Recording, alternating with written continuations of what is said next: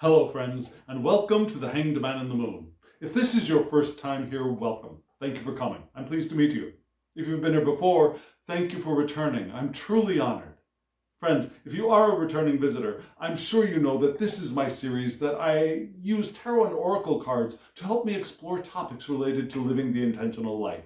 And boy, have we got a topic for us for today. But before we look at the cards and we start reading them, let me ask you a question. Have you experienced the sensation of being in a deadlock or a standoff? Have you felt like people or circumstances perhaps might be standing in your way? That's one kind of standoff. That's one kind of deadlock we can experience with other people, with circumstances, with limitations in the physical world. But that's not the only kind of standoff that's possible. And the first card of this week's tarot spread is pointing to a much broader sense of standoff and deadlock. Because our standoffs and deadlocks could be internal, could be something that we're blocking ourselves from doing or being or experiencing. And this week's tarot and oracle spread is pointing not to that as the main problem, although it could be part of the problem, but what happens when those experiences come up? What are some possible pitfalls? What are some possible traps we could get caught in? And then we'll talk about things that we can do to free ourselves from them. So we get both of these ideas in this spread. Things to be wary of, things to be aware of as possible pitfalls, like I said, or directions we can place our attention for our evolution, for our growth, for our ability to open to the powerful flow of intention so that we move forward around whatever obstacle it is that we feel we are experiencing and learn from it as well. So friends, like I said, we have a doozy of a spread all lined up for us. And what am I going to do? Well, friends, we will start by looking at the entire spread briefly. And I'll give you a brief rundown on that. And then we'll break it down into its main bits. There are 4 main bits. So friends, are you ready? Let's go.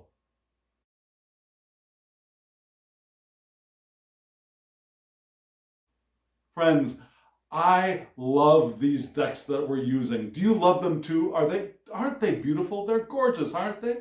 And you know what? If you want to know the names of the decks and the names of the creators, there will be a short clip at the end of this video that will give you all of that information. Also, in case this spread looks intriguing but confusing to you, because maybe this is the first time you've seen it, just in case, I'll put a card up here for you to hop on over to my walkthrough of the spread. I did a walkthrough of this spread after I developed it and started playing with it before I used it on the channel. So if you want to see how it works with just one deck, there's that resource for you. All these decks are available, just so you know. And like I said, they're gorgeous. I love them. I love them. I love them. Also, in the description box below, I'll have the links to them so you could go check them out and perhaps purchase one or all of them. I recommend them all. I recommend them all. If you have the funds to buy them. You know what I'm saying. Yep. I'm not trying to make you go into debt, but if you have the funds, I recommend them all. Okay, so friends, we've got the spread. And you'll notice that the first card in the spread is what inspired the question that I began this video with. And so, what are we going to do? We're going to look at the spread in 4 sections. The top 4 are the light beaming in from the divine message perhaps, or the energy that is beaming into our experience in the world in the coming week. Then we'll look at the vertical line, which is the sprout. This is a spread based on the Ace of Wands. And in that card, there is a plant growing up in the sunlight. So that vertical line is that sapling, that sprout growing in the light of the divine. And then we'll read the three cards coming in from the side, which represents the hand, our hand, reaching out to be able to grasp that sapling. And then at the very, very bottom, you notice two cards that look kind of different. They were from a very small oracle deck, lovely deck, and then we'll read those two cards together as advice at the very end. Okay, so friends, that's the layout of the rest of this video. Are you ready to get started? Let's get started.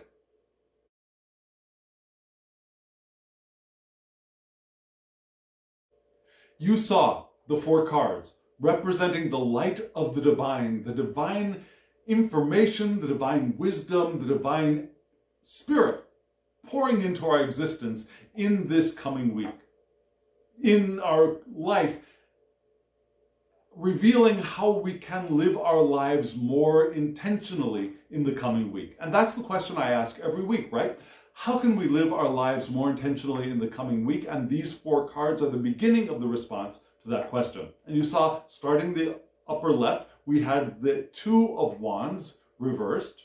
Then we had the King of Swords reversed. And then we had the Sun reversed. And then we had the Nine of Swords upright. And that was the direction that the cards were laid out in. Now, if you have been following along, you'll say, wait a second, the Nine of Swords, that was here last week. And it was. It was here in a different position, but it came back up again, which is significant. But we're going to start off with the Two of Wands reversed. That seems like the most appropriate place to begin because, well, that was the first card out of the pack, but it's also, I think, the beginning of the situation that we're about to discuss. And this Two of Wands reversed, let me show it to you upright so you can see. Now we have those two beams of light from the sun. And I don't know if you noticed this, but the sun sphere image was pronounced in all three of the reversed cards. Yeah, there was this sun, which is obviously a sun. There was the sun on the face of the largest being of the sun card reversed, which was in spot 3. But also there's that large disc behind the head of the King of Swords, which also reminds me of the sun. So this idea of sun energy pouring in is, I think, important, especially as this Two of Wands card is the Leo decanate of Aries and its sub-ruler, the sun, from which the fixed aspect of cardinal fires, vital attributes, enter our world, enter our natal charts, enter the question we're asking of the tarot.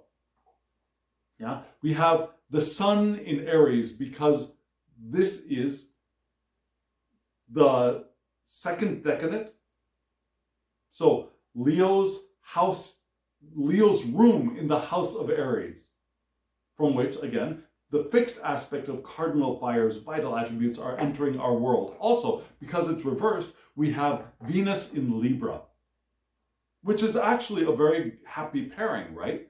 Venus likes being in Libra just as much as she likes being in Taurus. And actually, Venus in Libra is the more mature Venus, the more balanced Venus, the one who is also thinking as well as feeling and relating and emoting and union and enjoying the physical manifestation that they are having in this physical experience. So we got a lot here, but it's, again, this is reversed. The fire is down. The fire is coming up from below. And we've still got one fire being vital life force and one of them being more consumptive, consuming, yeah, burning stuff up, but clearing a path for the vital energy of life to grow. But here they're trying to happen at the same time. Yeah, we're at risk of deadlock due to working at cross purposes. And those cross purposes could be with other people, certainly. I want to do this, you want to do that. They can't both happen at the same time. And so we're trying to do them together, and we're trying to do them at the same time, and neither one of them is happening. One possibility. But we could be at cross purposes with our own selves. We could be trying to do 2 or 3 or 4 things at the same time, and because we're trying to do too much, we could feel overwhelmed, but none of them seems to be working or moving as we want them to, as they could, or even at all. Yeah, we could have a split within ourselves as well. It doesn't have to be I want to do A and I want to do B. We could be pretty well focused on one task, but there's a split within ourselves, such as optimism and pessimism. Yeah? I think I can do anything, but this thing might not be. Yeah? I'm damned if you do, damned if you don't, right? I've got to do this, but it's hard. But if I don't do this, it's going to be just as hard or more difficult. Yeah, those kinds of things that we could be at cross purposes within ourselves. One thing that comes to my mind could be something like paying taxes. Yeah? The paying of taxes, we could feel the burden of that and feel like, oh man, this is going to be so hard and it's going to be a drain on my cash, perhaps. While at the same time, we also know that if we don't do it, there's a potential larger problem that's going to occur, right? That damned if you do, damned if you don't. And it doesn't have to be about taxes. It could be about anything that we think we want to do, but we're afraid it's going to be hard. But if we don't do it, we're going to feel either less worthy or less valid as a human being, less capable.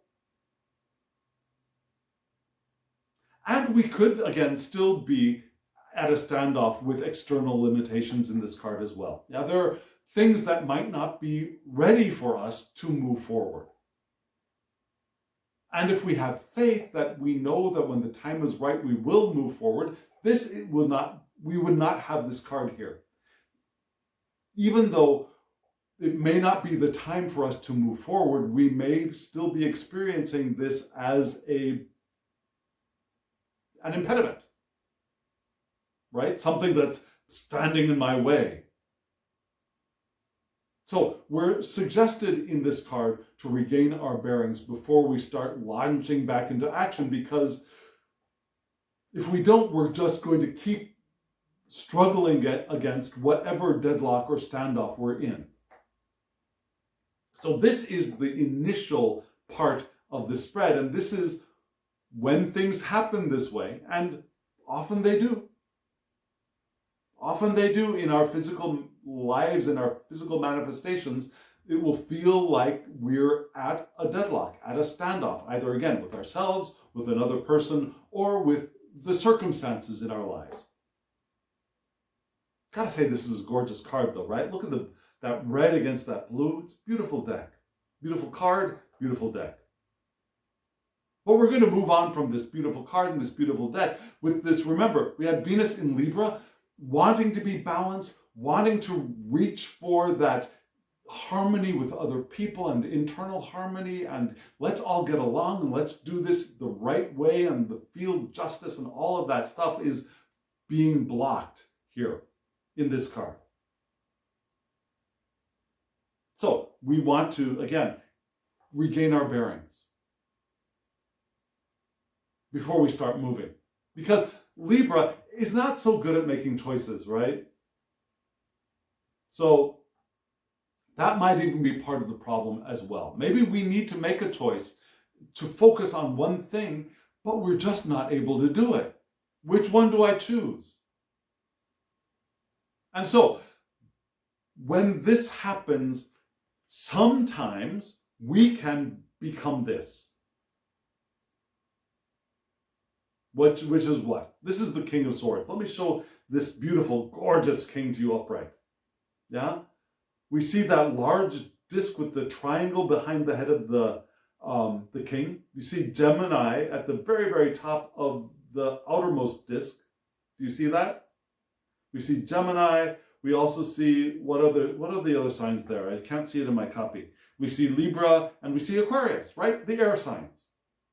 Because this is the King of Swords, which is an air sign. But the King of Swords in this deck refers to Aquarius especially, which is interesting because Gemini is at the top, but still, this king refers to and points to Aquarius, which is the domicile of Saturn, from which these fixed air's vital attributes enter our world. Fixed air. And you'd think, I don't know if your impression of me is Aquarian, but I sometimes feel Aquarian in this world, though I don't really have very much of that in my chart. But, I sometimes feel like my best self might be an Aquarian. I don't know. Anyways, so, beautiful card, beautiful, beautiful king. We see the swords at the sides of the king, right? We see that dragon at the king's, oh no, I'm sorry, not dragon. There are two eagles, two raptors, sitting right around the knees of the king. They're dark blue. Do you see them? Might be a little difficult to see. We also have the angel, we have the lion, we have the... It looks like we have the... No, we have... they're all cherubim. I'm sorry. They're all little cherubim, the blowing winds, north, south, east, west probably, from the four corners of the earth. And this King of Swords is a beautiful card, especially upright, but in reverse. This is the reactive Aquarian. This is the Aquarianist with a really hard leaning in of the angry Saturn. Yeah? Sticking to the letter of the law. In a biased, hostile, critical, inequitable, and sometimes wicked way. Now, sometimes, have you ever noticed that when we get into that bind of feeling like we're at a standoff, a deadlock, we don't feel like we're able to move forward. We want to take control and charge of the circumstances and the people in our lives and just make everything happen the way it's supposed to. And that's kind of the way this king is reacted. Can't be swayed from their arbitrary decisions. You just do what I say because. No, don't talk to me. Don't say anything. Just, I know it's right. Do it. Now, this Aquarian, which is sometimes sensed as standoffish, becomes very disconnected here when he, she, or they are reversed from the people who are from this king is disassociated, disattached from the people and who are in this king's life, perhaps as the people that he, she, or they are in charge of, or the people that he, she, or they are co-creators with. And the king condescends from the high perch, knowing they know best, they see best, they've figured it out. Or they manipulate. They become the propaganda wizard, right? They manipulate the minds and subjugate those under them in the disguise of educating them and entertaining them so that they will do what the F they were supposed to be doing according to the king's mind. Because clearly, I'm not moving forward because of all of y'all. So I'm going to fix the situation. I'm going to make you do what I know you should be doing. This is one potential trap that we could fall into from that reversed Two of Swords. Does that make sense? Have you ever felt that way? Have you ever seen other people doing that? We all in our own way, can become the King of Swords reversed when we feel blocked and things are not going the way we think that they should be going, or we know that they should be going. But of course, this isn't the only possibility. Another possibility that we have in the opposite corner, and I think that's the way to read these, is the Nine of Swords. It's a beautiful card. We saw it last week. We probably also saw it last year as well. But we've got this bird, this eagle, this majestic raptor, flying up into the sky and yet chained to the earth, under the radiant light of the protective moon. And there's a sun behind that. There is a radiant stellar object behind the eagle, but it's invisible. We can't see it. We only see the radiance from it. Does that make sense? Maybe it's a kind of eclipse. And this card points to the Gemini, decadent of Gemini, and its planet, its subruler Mercury, from which mutable air's vital attributes enter our world, enter our reading. So we've got another air sign here. Now we had Saturn in Aquarius. We have Mercury in Gemini here. This one's upright. So you think, hey, yay, Mercury's happy in Gemini. This is supersized Gemini. This is all good. But notice the card is not all good. Yeah? Because this is Mercury's first entrance into the yearly cycle of the zodiac, and this noble and heavenly creature is chained to the earth. Yeah? We suddenly manifest into the world, and we feel perhaps bound by the restrictions of our material existence. Now, here Gemini is banging up against the limitations of matter, body, ego, gravity. Can't fly as high as they did before they were manifest, right? All of these limitations. And Gemini rails against the materialistic zero-sum attitude of society, of I win so you lose, you win so I lose, which could be part of our appraisal of that feeling of deadlock. What? So I can't, if I do this, I can't do that. If I do this, I can't do this. What the F? Gemini wants to do it all. What? You think you're blocking my way because if I get what I want, you won't get what you want? What the F? Right? Gemini protests against the violations of the call to individuate. I'm here, I'm in this body, I want to become who I want to become, and there's all this crap in my way. Things are blocking me. People are blocking me. I'm blocked, really, but we're really blocking ourselves, right? Because we're giving so much attention to those chains that are binding us that we remain trapped. We feel like our individuality is being pruned in order for us to be acceptable to the society around us. And that limits us from being what we want to be, from doing what we want to do, from creating what we want to create. But if we can do it, if we can give up all of the attention, most of the attention, at least a good portion of the attention to those chains, we may find ourselves able to slip free.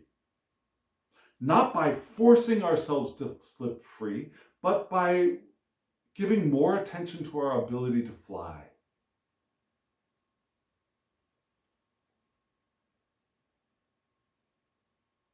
And this is the beginning of our solution, I believe. Yeah? Now, this King of Swords may also, reversed, may also be a raptor managing his flock. And this raptor is the one trying to break free of the chains. Just do what I say. Just let me be are two possible reactions to, to this card, right? To the Two of Wands reversed. And so kitty corner, however you like to say it, kitty corner to this sunny side down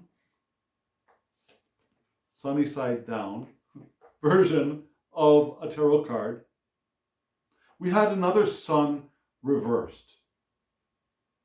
And this may be our potential escape hatch. Let me show you this beautiful card upright. The sun. Here comes the sun, da da da da. The sun, it's reversed here, but we have the sun. And in this deck, the sun points to not the sun, not to Leo, but to Pisces, which is the domicile of Jupiter, from which mutable waters, vital attributes enter our world. So we had mutable air in the Nine of Swords, upright. We had fixed air in the King of Swords.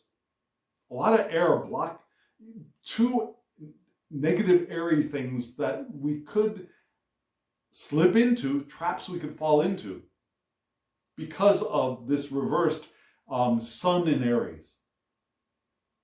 So the solution is water. Fire blocked, potential moving into bad air or negative air. The solution is water, even though it's in the sun card. It's Jupiter in Pisces. Reversed, yes, but Jupiter in Pisces. Now, the sun. What is the sun? The sun is card number 19, right? So that points to the Hebrew letter Kof, which kind of looks like a P, if you stretch your imagination a little bit. And Kof is the letter which is symbolic of a monkey, associated with the sun, which is cool, but the monkey's the one that mimics human traits according to traditional symbology. So we've got the idea of mimicking human traits, but we also have the idea of the sun here, which is a good association for the sun card. Now, as far as runes go, the 19th rune is Ehwaz, which looks like an M, but it's the rune for the horse. And it's interesting because oftentimes in the sun card, what do we see? We see a naked baby on a horse, right? And it's not only in Pamela Coleman Smith's art. There are some decks that predate Pamela Coleman Smith's work, which also show a person on a horse. So, Ehwaz, the horse, riding, progress, loyalty also. Loyalty to our herd of horses. Is that right? Horses have herds?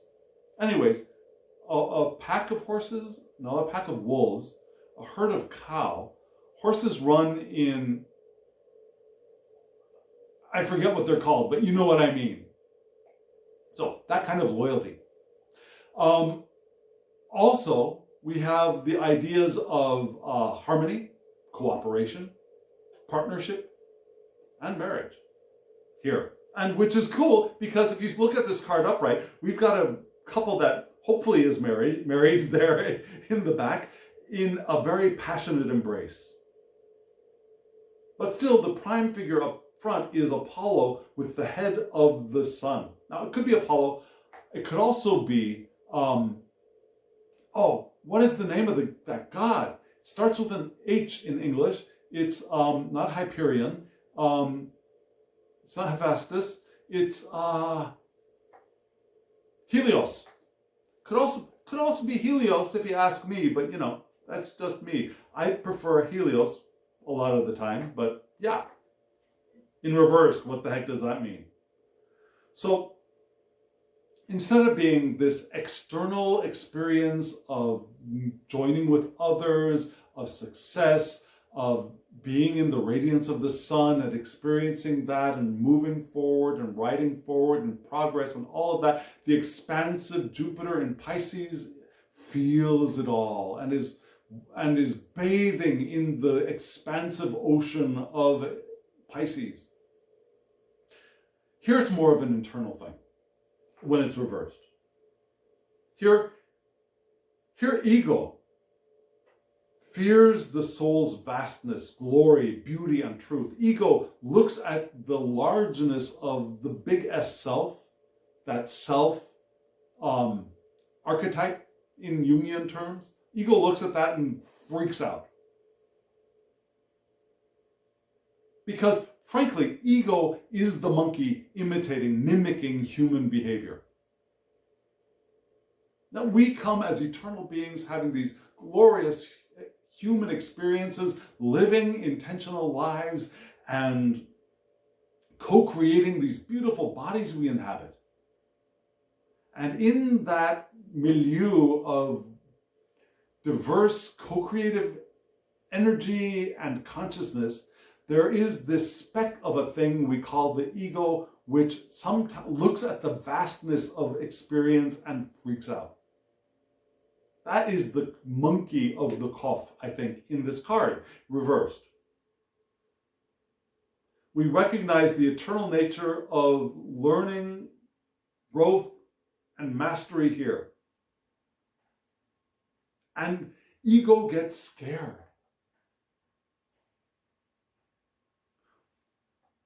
Ego gets so attached, can sometimes get so attached to this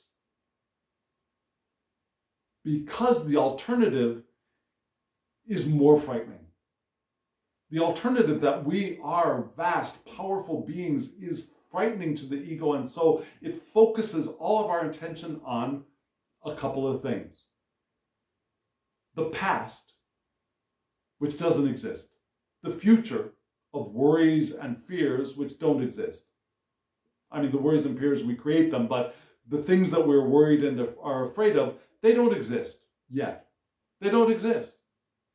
Or they focus on our apparent inability to move forward, to be successful, to do what we want to do, be what we want to be, have what we want to have, love who we want to love, all of that.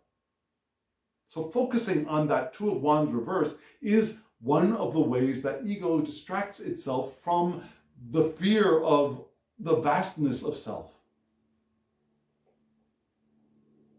So what do we want to do here? The sun is telling us we want to liberate from ego's self-referencing worldview. And it's not to say that it's not all about us, because it is all about us. But it's all about us as eternal beings and together. It's not all about our ego perception of the world. When ego has usurped the throne of self. Does that make sense? When ego is performing its fun, we want to have an ego. Really, we do, I think. We truly want to have our egos. We want our healthy egos.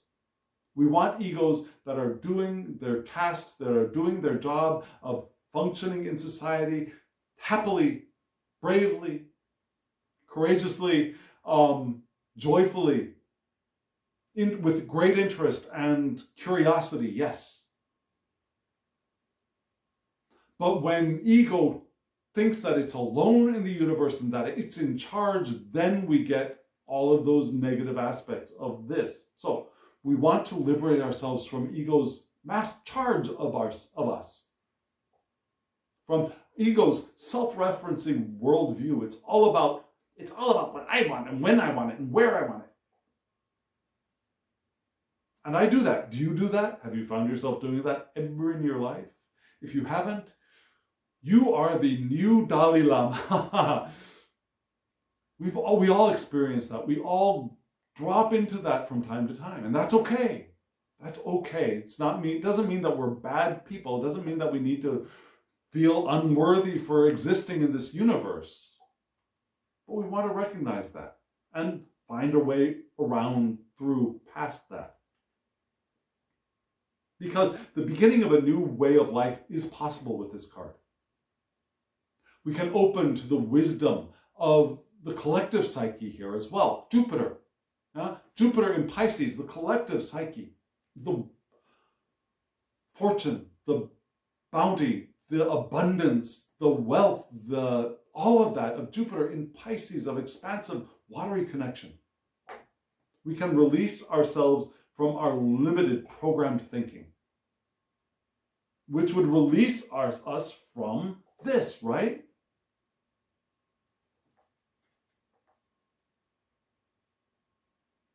So that makes sense, I hope. Now, we start off with this potential. And I would venture to say we experience this more than once in a lifetime, more than once a year, more than perhaps even once a week, maybe even once a day. And so the question is, where do we go? Do we slip into fixing everything and making sure everybody does what we know is right? In reverse, right? Do we slip into, just get me out of here, or let me go, railing against the situation?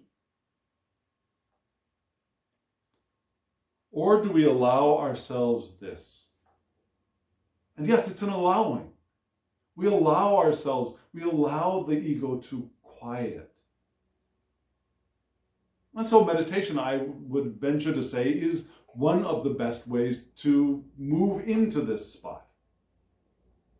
And there are so many different kinds of meditation.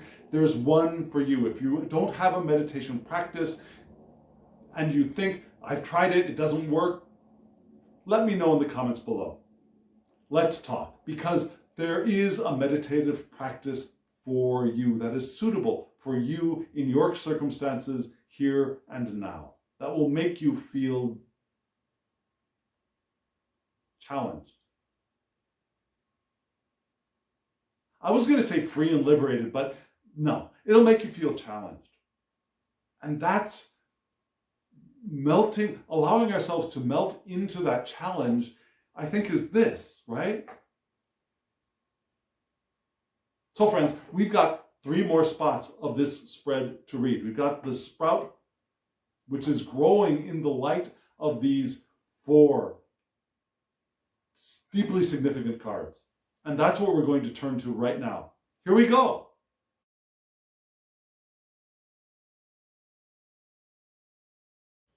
That was the vertical part of the spread, which represents, again, a sprout, a shoot growing up in the light of the divine knowledge, presence, information, beaming into our lives.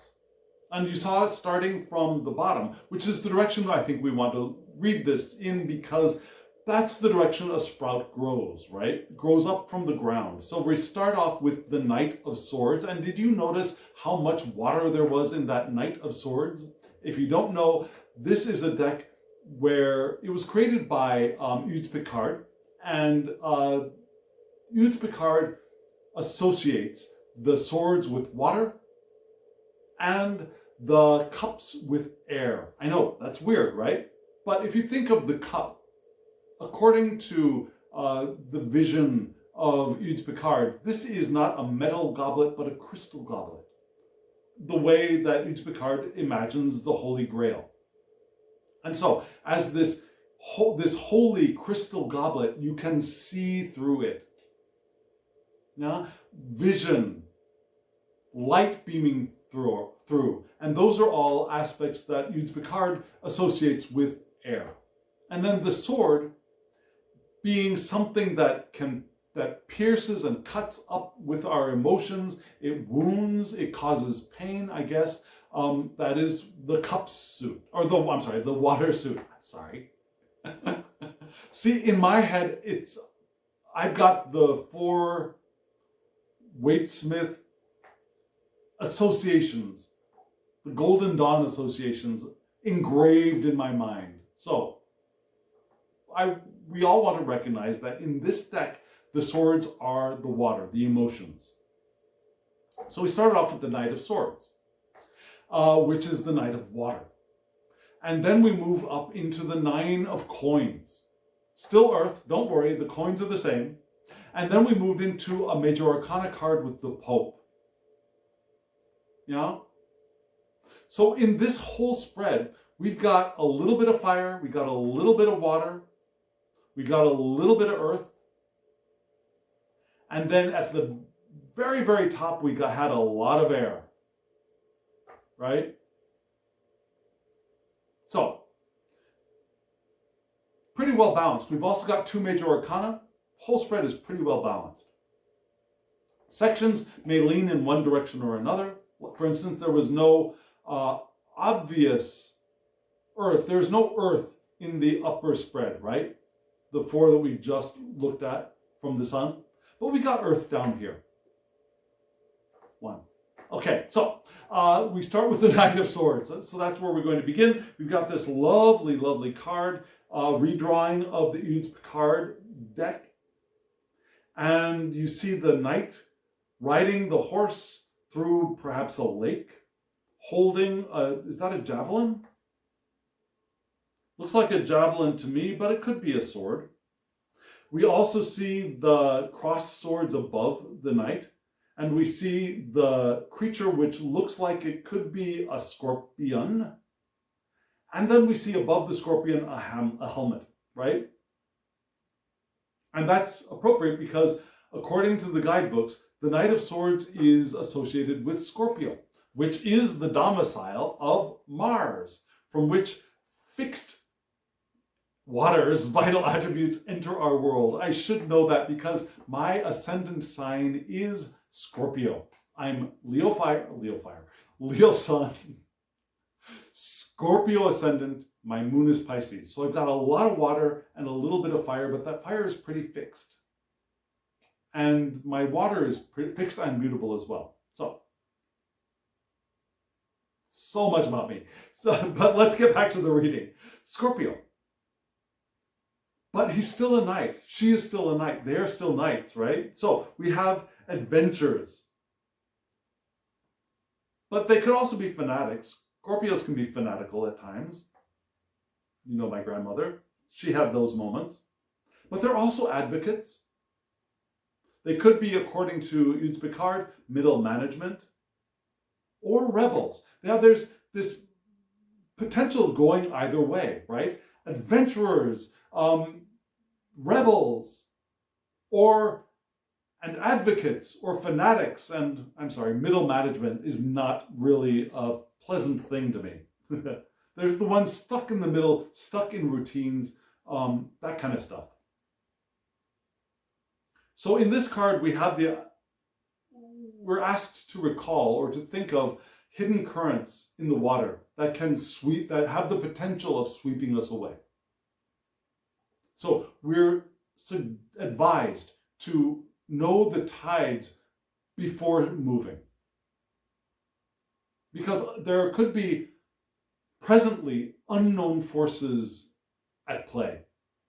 So if we can't know the forces, we might at least be able to notice the effects of those forces. What are the currents? How are the currents behaving because of those forces? Are they moving in a direction that will carry us where we want to go? Knowing that our powerful current of intention will do that for us. Or are they at cross purposes with us? So be aware. And sometimes those unknown forces could be internal forces as well. It doesn't only mean the deep state or whatever negative conspiracy theory you might want to place out there in the category of dark unknown forces. There could be light unknown forces as well too, right? So not knowing those forces, pay attention to the currents. And sometimes the currents will move us in the direction we want. Sometimes they will be in a direction that is crossways to us, and will sweep us away. So be aware. That's what this is saying. Be aware. And I think that's part of the message we got from that Two of Wands card reversed. So it's an emotional awareness. We want to feel our way through. Rather than thinking our way through, what's standing in our way? What's causing this current to be moving in a direction that doesn't flow where I want it to go? We want to feel our way. Is it time? Is the current moving with me? Have I selected a current that is moving in the direction that I want to move? What does this water feel like? You know? Rather than forcing the current to be the way we think it should be, we want to feel for the current that is moving in the direction that we want to go. It's a decent beginning, right? Good advice, I think. And that grows us into the Nine of Coins. Lovely card. We got a pentacle at the top with our will in the sunlight. Above a very stable, grounded, rooted, not for below ground. We got our stability in our foundations below. We've got our will in the sunlight with the 5. So we have the profitable use of our resources. Currency, but our resources. We have the potential for investing our resources well. And that investment helping us to feel empowered. Since we've picked a current that is moving in the direction that we want to go, the stuff that we invest pays back and makes us feel powerful. Acknowledges our power, I should say. Helps us to acknowledge our power. There is abundance in the material. And there is a sustainable system for us here, and we can grow into that. Our creativity and our industry at home and with our family as well will benefit us too. Our families, our biological families, our selected families, our tribe, our peeps, whatever, whoever that family is, our creativity and our industry with those people and for those people will benefit all. So this is very different from the Nine of Coins in perhaps a Rider-Waite-Smith deck, where we've got the lady in the garden with the eagle and she's enjoying her grapes and her material success and blissing out with all the stuff that she's got. Here we've got profitable action, right? Good investments, empowerment, feeling of empowerment is there, but it's because we're active. We've entered a stable system, abundance of the material because we are active, creative, industrious, with our peeps.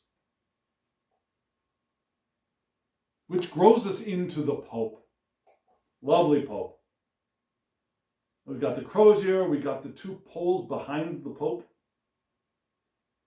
Gesture of blessing. We have 2 people. Could look like 3 people, but probably 2 people standing at the feet of the figure, at the large figure.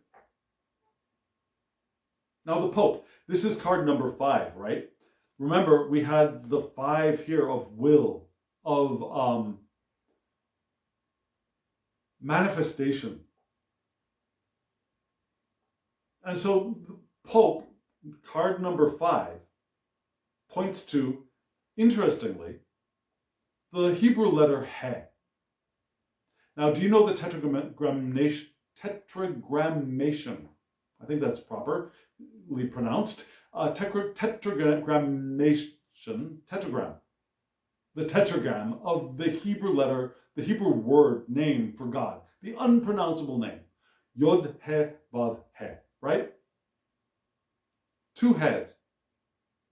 Those 2 He's are considered the receptive, the feminine, if you want to go in that direction, of the 4 letters. There's the active, the receptive, the binary another active, and then a binary receptive. So this points to both the completely receptive, the receptive, and then the binary receptive as well. This is perhaps the creative feminine, the taking or giving of self. But it's also to reveal. Yeah, to reveal that which is being created. It's also this breath of spirit, the pneumen. Yeah, the holy breath of life is here in head as well. It also, this card, number 5, points to the 5th rune, which is Raido. And Raido is a new way of looking, of being in life. New perspectives as well. Could also be rhythms and cycles, but also communication and reconciliation. Some people see that this figure here is reconciling these two people below.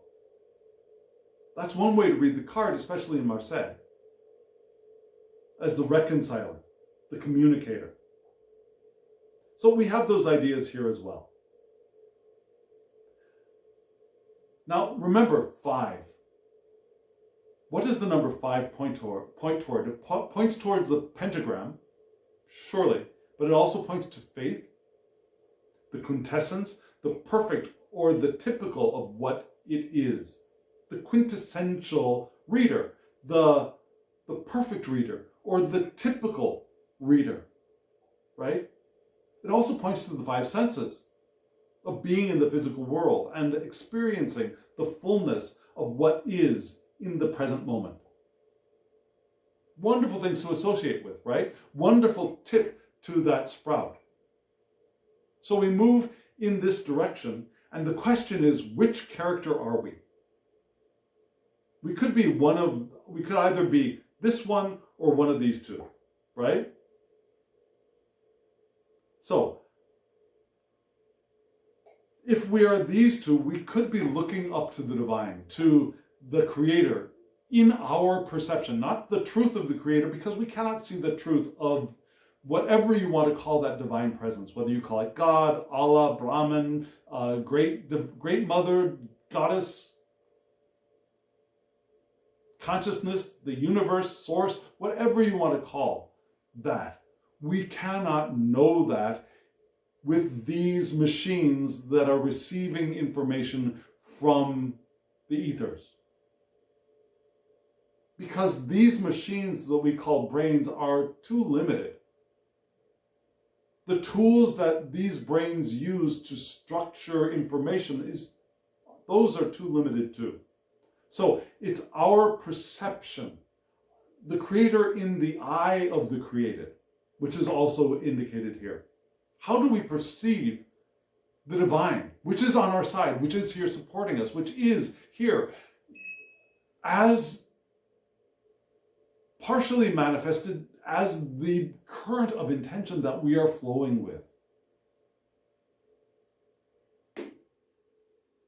So is that it? I mean, is that it? Is that the point for us at this moment? We move through that 9 of coins of profitability, of abundance and sustainable systems and working with the people around us, and we look now to the creator to experience who we are and where we are and the abundance and blessings that are available to us. Is that where we're going with this sprout? Possible. Could also be going in another direction, because Worth also, for example, points to this card and says religious or spiritual knowledge and authority. Well, we can move through the 9 of coins and reveal, to reveal. Hey, in the tetragram, to reveal. We can get the revelation of our religious or spiritual knowledge and of our authority. We could be that figure above, along with goodwill and generosity. Now our sprout could be growing into this figure, which is on the other end of the spectrum to that King of Swords reversed, trying to control everybody. This one has authority, has knowledge, spiritual, religious knowledge, and is abundant with goodwill and generosity. This card could also point to our consciences, our Jiminy Crickets, yeah? Duty, morality. We want to make sure that we're doing right according to our perspective of living a right way. That could be a third option for this card. But all three options, I think, are perfect tips, and maybe it could be all three together. Maybe we are looking up to the divine as the creator, as the creatures, which are not separate from or different from the creator. There's no difference. But here in these bodies, we open up to what we can perceive of the divine. Or we could own our own spiritual, religious authority and live with generosity and goodwill. And in the middle of that, we can also own our conscience, our sense of duty and morality, and live in alignment with those.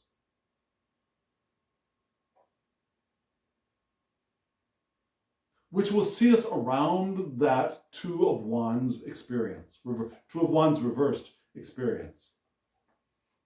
And maybe this could be suggesting that an advisor would be helpful for us as well. Now, getting a spiritual guide, getting someone who will be our coach in all of the senses of being a coach, pointing in the direction that we might want to try, rooting for us, all of the things that a good coach can do. Maybe that's the person we want to find. Does that make sense? I hope so. We've got another 3 cards here for us to understand how we can reach out and grasp this sprout that is growing in the divine light. Here they are.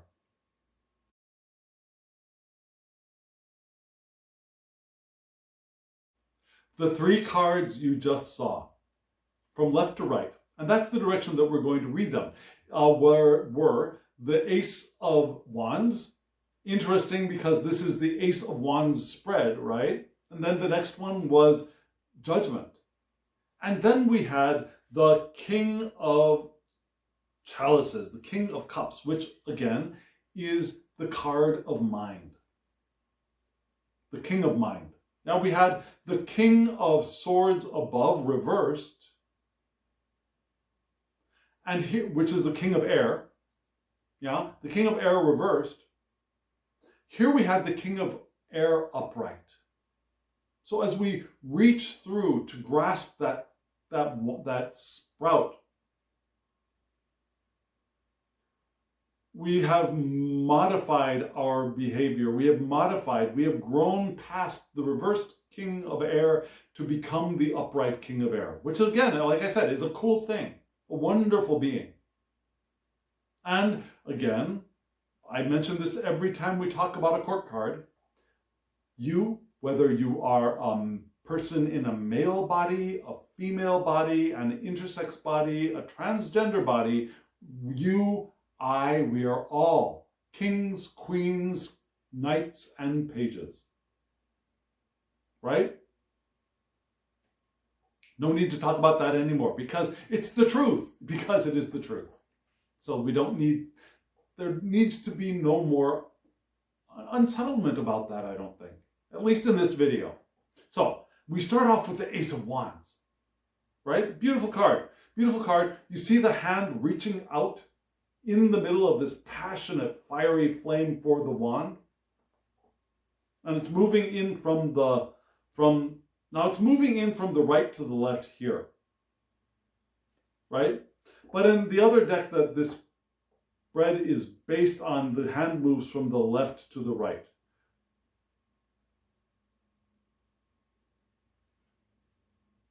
I hope you're seeing this the right way. Anyways, in this card, okay, moving on right along, you get it. So the Ace of Wands.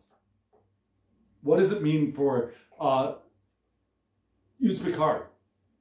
Well, in his deck, he sees this as the idea of action, will, and command. The idea of action, will, and command. So it's that seed, that first inkling, that first idea of what to do. The first inklings of our willpower, the will, and our ability to command. That first step, right? Utes Picard said something that translates in English to "so may it be," which reminds me of Star Trek, especially Next Generation, but also the first iteration. Those are my two favorite. Say what you will. I love the first one with Will Shatner, and I equally love the one after season one. Season one for Next Generation was kind of shaky, I thought, but from season 2 forward, Next Generation was right on the money for me. And that's an entirely different discussion because there are a couple of characters that, even though the whole show was right on the money, that just irritated the heck out of me. But I loved that series as well. So from those series, I remember those words, engage from Will Shatner, or make it so from Captain Picard. And so those are the ideas, I think, for this card as well. Now, it's that beginning, that first word of pronouncement of let's do this thing. So that's how we begin to reach out. We make the decision. We say, let's go, let's do it, right? And so what do we get next? We get judgment. Suddenly I went into an entirely different direction. This is not the judgment card, but judgment. Have you ever experienced that? You say, I'm going to do this thing, and what you get is judgment. You can't do that. Who do you think you are? That's not what this card is trying to say. We get the judgment card. Beautiful rendition of that judgment card. Beautiful angel with wonderful wings. And the trumpet with the Swiss flag on it. Right? So all angels are from Switzerland. Also, we have the 3 figures rising up from the earth. A little different from other decks, right? All 3 of them, well, okay, so 2 of them actually look like they're rising from the actual earth. No grave, no nothing, just from the earth. The younger looking figure at the bottom center looks like it's he, she, or they are rising from a watery grave, which is interesting. Which is interesting because in a little bit, we'll see that this card is associated with Pisces, according to Utes Picard. Yeah, but here we've got Judgment, which is card number 20, right? We had 19, the Sun, and here we have 20. Oh, I'm sorry, we have 3 major arcana cards, not 2. Forgot about that Sun for a moment. So, Judgment, which is the 20th letter of the Hebrew alphabet, is Resh. Resh means head. Now, Kof meant head too, but it was the back of the head, the amygdala, the monkey mind even. Here, Resh is the entire head, the beginning of a new cycle. It's also the number 200, which is interesting because the number 200 for Hebrews is a contrarian number. Wickedness and higher consciousness are potentials in the number 200. So we've got to make a choice, right? We're called in one direction or the other. It also points to the letter Manaz in the runes, which also looks like an M, like Ehwaz, but with extra lines. And Manaz points to destiny, self-knowledge, spiritual power. Perfect associations for the Judgment card. Intelligence, foresight, and creativity. Divine order and divine awareness as well. So we've got divine order, divine awareness, our own creativity and our own foresight. our own intelligence, and spiritual power, and our self-knowledge, all here. Because to take advantage of spiritual power, we want to know who we are. And we want to be able to see where we're going. And we want to hear the call from the divine to follow the order that is laid out by the powerful flow of intention, I believe. And again, this card points to Pisces, interestingly, for Udes Picard. Pisces in the sense that the last shall be first and the first shall be last. Now, the servant king, if you will, which is good because the next card is going to be a king. A water king. Well, no, I'm sorry, an air king.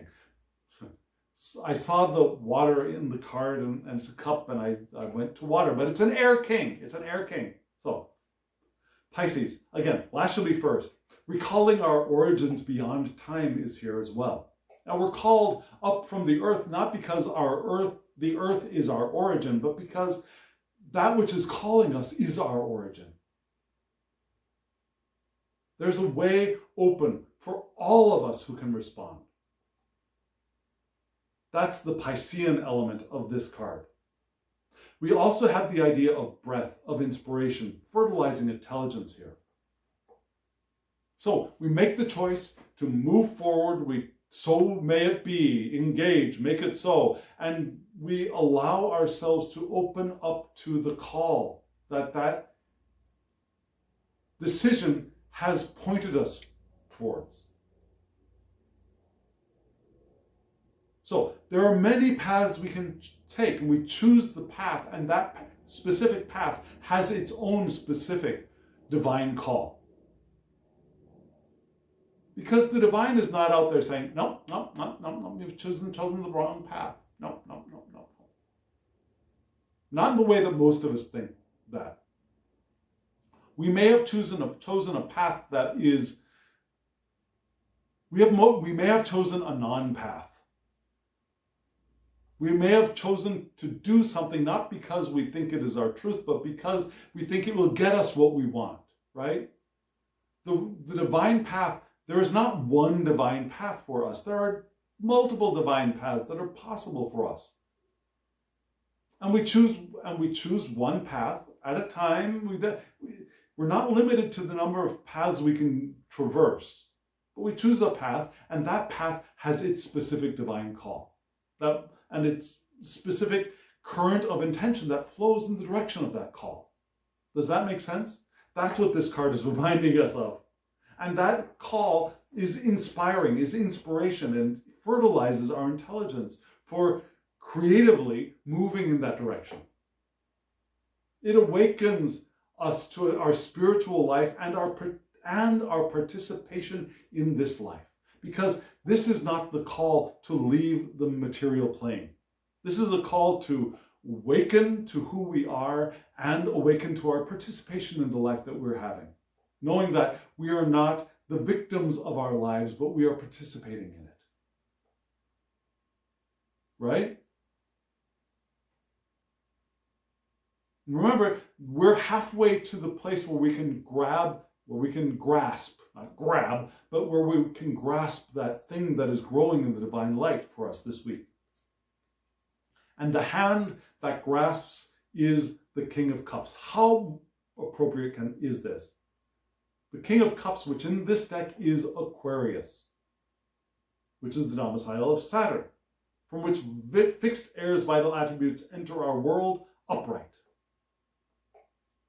So here we become the priest, perhaps judge, or some kind of official, according to Papas. But what kind of priest? What kind of judge? One who's perhaps a little bit detached and can see broadly and clearly. This card, according to, did I say Papas? I meant Udes Picard. Udes Picard counsels for creativity.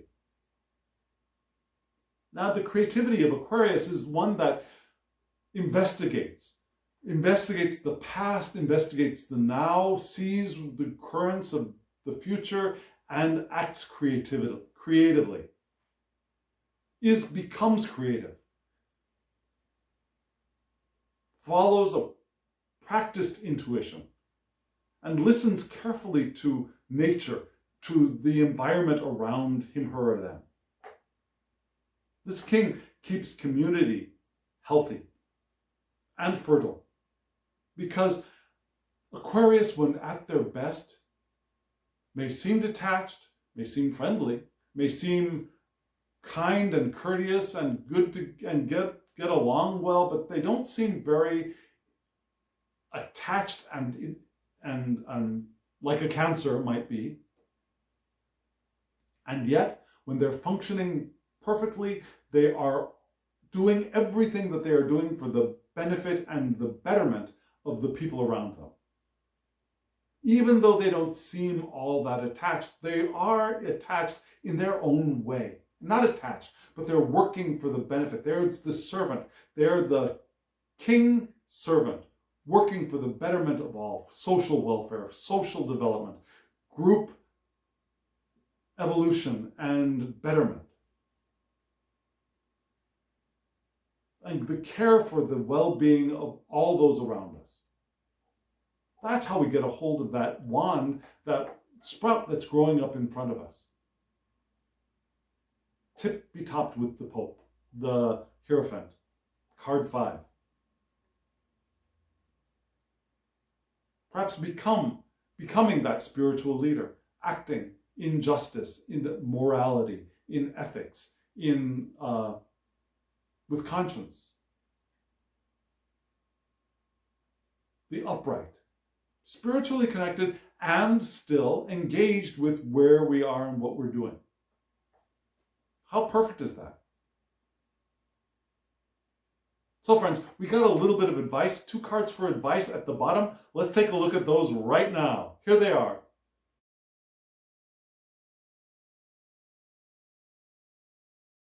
Wonderful cards for advice. Left we had the waxing moon, and the right we had the flower of life. And I think that's the order that we're going to read them in.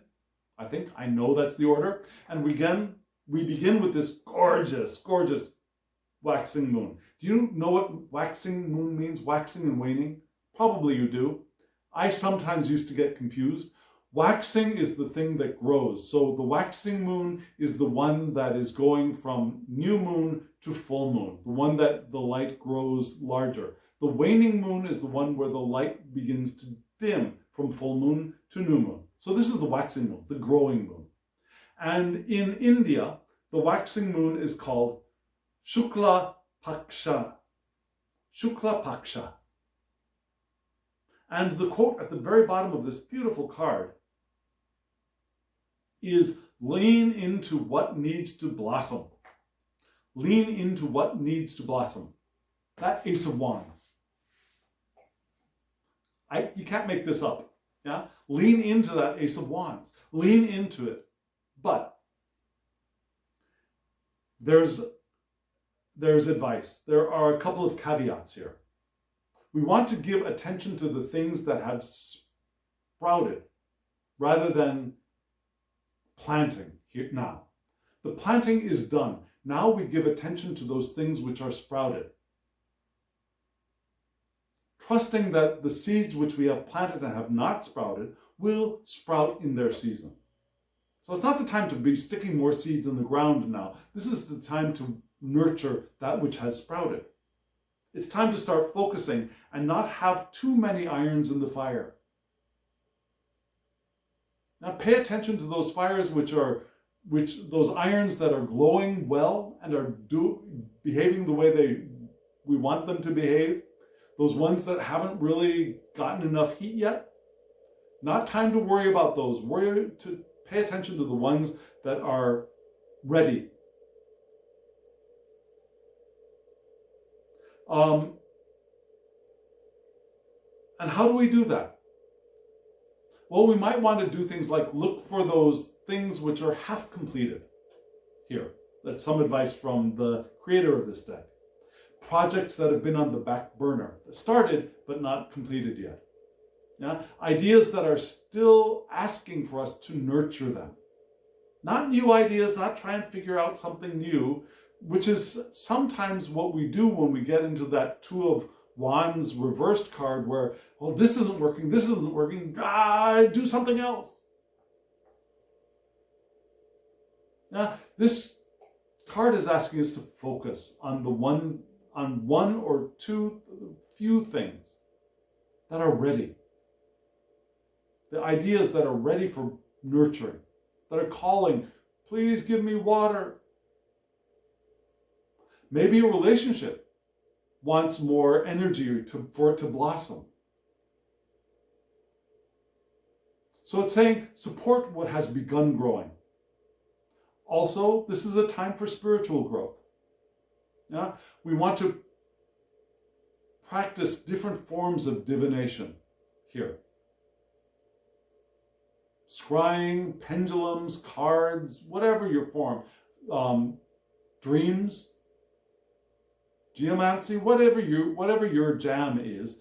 Practice different forms of different ways of peering into the ocean of information that exists for us to peer into.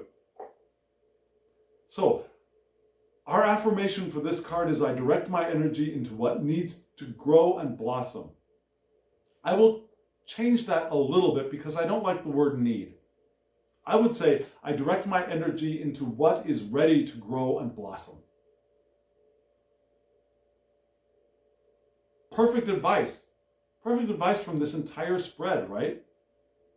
Feel the Knight of the Knight of Swords, but which was the Knight of Water from that Udes Picard deck, is feeling the currents.